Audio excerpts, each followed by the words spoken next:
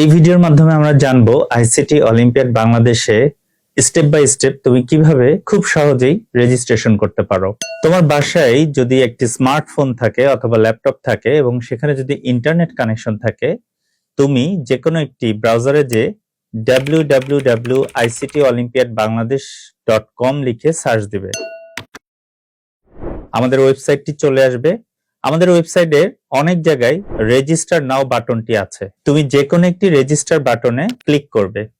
Click করলেই দেখবে তোমার সামনে একটি ফর্ম চলে আসছে। এই ফর্মের প্রথমেই আসবে তুমি আইসিটি অলিম্পিয়াড বাংলাদেশের সম্পর্কে কোথা থেকে জেনেছো। 4টি অপশন আছে, তুমি যে কোনো একটি সিলেক্ট করবে।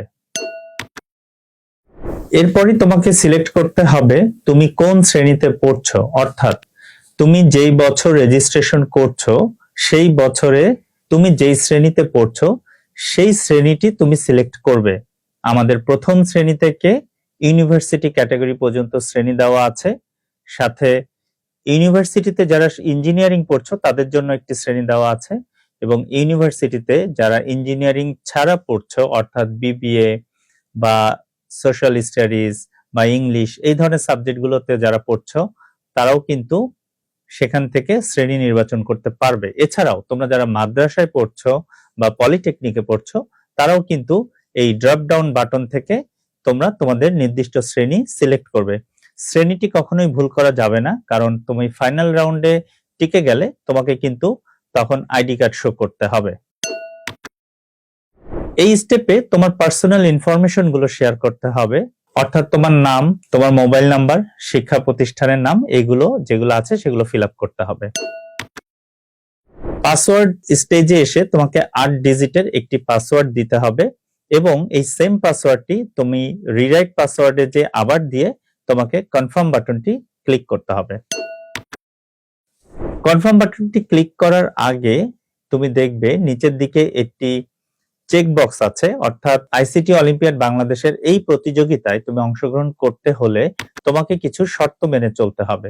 তুমি যদি শর্তগুলো কি সেগুলো জানতে চাও তাহলে টার্মস এন্ড কন্ডিশন বাটনে ক্লিক করে পড়ে নিতে পারো।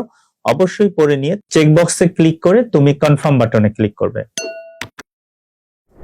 নিচে একটি অপশন দেখো, তোমার ওখানে দেওয়া আছে একটা বিকাশের লোগো। মনে রাখবে তুমি যখন বিকাশে পেমেন্ট করছো তখন আমাদের যেই রেজিস্ট্রেশন ফি নির্ধারণ করা হয়েছে সেটি যেন তোমার বিকাশের ব্যালেন্সে থাকে, এবং যেই নাম্বার থেকে তুমি বিকাশ করবে বা তোমার বাবা মা যেই নাম্বার থেকে বিকাশ করে দিবে সেটি যেন তোমাদের সাথে থাকে। কারণ তোমাকে এখানে প্রথমে বিকাশ নাম্বার দিতে হবে এবং সেই নাম্বারে একটি কোড যাবে, সেই কোডটি দিতে হবে, দেন তোমার বিকাশের পিন নাম্বার দিতে হবে, দিয়ে কনফার্ম করলেই তোমার পেমেন্টটি সাকসেসফুল হবে।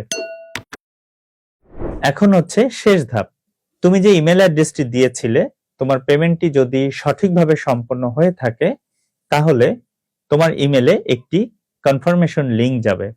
কিছুক্ষণ ওয়েট করো, অনেক সময় ইমেল আসতে দেরি হয়, অথবা তুমি তোমার ইমেলের স্প্যাম বক্সে যেও চেক করে দেখতে পারো। ইমেলে তোমার একটি আইডি দেওয়া থাকবে এবং একটি লিংক দেওয়া থাকবে। তুমি যদি লিংকটিতে ক্লিক করো তাহলে তোমাকে সরাসরি তোমার ড্যাশবোর্ডে নিয়ে যাওয়া হবে। ব্যাস, তোমার রেজিস্ট্রেশন সম্পন্ন হয়ে গেল। এরপরেও যদি রেজিস্ট্রেশন করতে তোমার কোনো রকম সমস্যা হয়, আমাদের ওয়েবসাইটের নিচের দিকে যে সাপোর্ট নাম্বার আছে, সকাল 10টা থেকে রাত 8টা পর্যন্ত তুমি যে কোনো সময় হোয়াটসঅ্যাপে আমাদেরকে নক করতে পারো, আমাদের ফেসবুক মেসেঞ্জারে নক করতে পারো, অথবা আমাদের ইমেলে ইমেল করতে পারো। আমাদের সাপোর্ট টিম 24 ঘন্টার মধ্যে তোমার সাথে যোগাযোগ করবে। আইসিটিতে হতে হবে দক্ষ, এটাই হোক তোমার মূল প্রেরণা।